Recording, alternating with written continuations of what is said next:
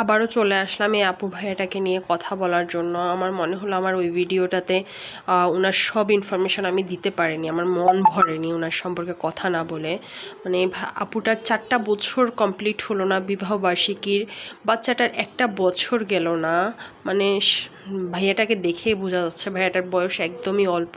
চাকরিতে ঢুকেছে হয়তো বেশি দিনও হয়নি, কতগুলা সে অত অল্প বয়সে এত সফলতা অর্জন করছে তার বাবা মার দোয়ায়। সে যে ধর্মেরই হোক না কেন, আমরা ধর্মটাকে ম্যাটার করি না, কিন্তু একটা বাবার কষ্ট, বাবার মানে আমি শুনছিলাম যে হ্যাঁ সে উনার বাবা প্রায় 150 টাকা জমিয়ে 200 টাকা জমিয়ে দিনমজুরের কাজ করে সেই টাকাটা জমিয়ে ছেলের জন্য পড়ালেখার জন্য করে রেখে দিছে, যে হ্যাঁ ছেলে পড়ালেখা করবে, বড় হবে, মানে আর কিছু চাই না তাদের। এই বাবা মায়ের কষ্টটা কি দিয়ে দূর করা যাবে, এটা মানে আর কোনো ভাষা নাই, তাই না? মানে বাবা মাগুলো কীভাবে জানি বেঁচে আছে আল্লাহই জানে।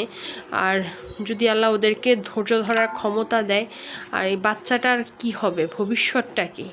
মানে একটা ফ্যামিলিতে বলবেন যে মানে সিঙ্গেল মাদার কি নেই? হ্যাঁ সিঙ্গেল মাদার আছে, বহুত সিঙ্গেল মাদার আছে। মানে একটা বাবার শেল্টার যে একটা সন্তানের জন্য কতটুকু ইম্পর্টেন্ট, একটা মা জানে, একটা স্ত্রী জানে যে একটা বাবার শেল্টার কতটুকু ইম্পর্টেন্ট। যার শেল্টার হারায় সে জানে যে তার কি হারিয়েছে।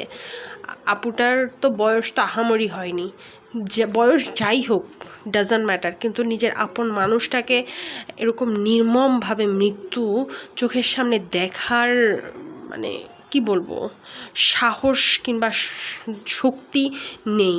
ওনার ভাইয়াটার মা বলছিল যে মানে এই দেহ উনি দেখতে পারে নাই, যে তার ছেলেকে সে ছোট্ট ছেলেটাকে সে উনি যে এত বড় করছে, কত কষ্টের বিনিময়ে, কত শ্রমের বিনিময়ে যে উনি এত বড় করছে, সেই ছেলেটার এই দেহ উনি কি করে দেখবে, উনি ওনার ওই শক্তিতে দিল না।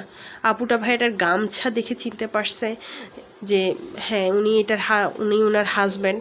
তবে এত নির্মমভাবে হত্যা করার কবে যে এগুলা বন্ধ হবে বলতে পারি না। দেখে যে খুব খারাপ লাগে রে ভাই। মানে এগুলা যে বন্ধ হওয়া খুব জরুরি, খুব জরুরি। মানে দেশের এত বড় রত্ন, এত বড় মেধাবী স্টুডেন্টগুলাকে যে এইভাবে দেশ ছাড়া করছে, পৃথিবী ছাড়া করছে, দেশের একটা সম্পদকে নিঃশেষ করে দেওয়া হচ্ছে। এর থেকে দেশটা ধ্বংস করে দিলেই হয় মনে হয়। মানে এগুলাকে ক্ষুদ্র ক্ষুদ্রভাবে, সেই 71-এর সময় যে আমাদের বুদ্ধি মানে মেধাশক্তিগুলোকে ধ্বংস করছে, এখন তো প্রতিনিয়তই ধ্বংস হচ্ছে।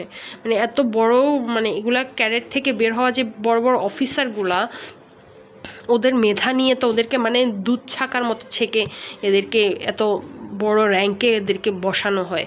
তো ওদেরকে যখন মেরে ফেলা হয় কিংবা ওদেরকে যখন শেষ করে দেওয়া হয়, নাই করে দেওয়া হয়, তখন আর দেশের মানে শিক্ষিত জনগণগুলো, শিক্ষিত শক্তি যে পুরো পরবর্তীতে দেশ আর স্থায়ীভাবে থাকবে, সেই শক্তিটা আমরা আর পাবো না।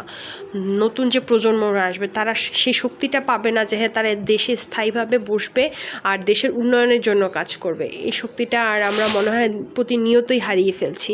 তো এটা খুব খুব জরুরি যে হ্যাঁ আমাদের এই সমস্ত প্রতিটা মানুষের নিরাপত্তা দেওয়া।